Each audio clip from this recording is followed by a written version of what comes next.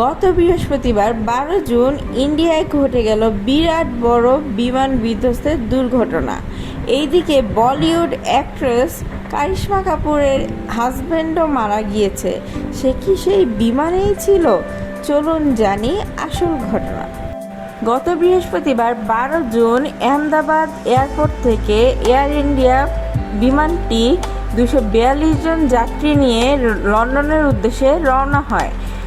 রওনা হওয়ার 1.5 মিনিটের মাথায় বিমানটি একটি মেডিকেল কলেজ হোস্টেলের উপরে আছড়ে পড়ে বিধ্বস্ত হয়।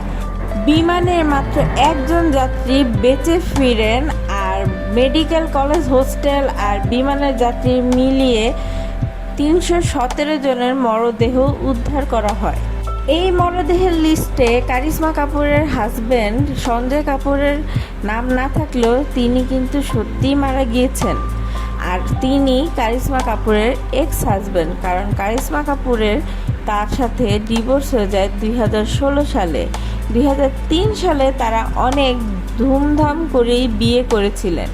পরে বনিবনা না হওয়ার কারণে 2016 সালে তারা ডিভোর্স নেয়।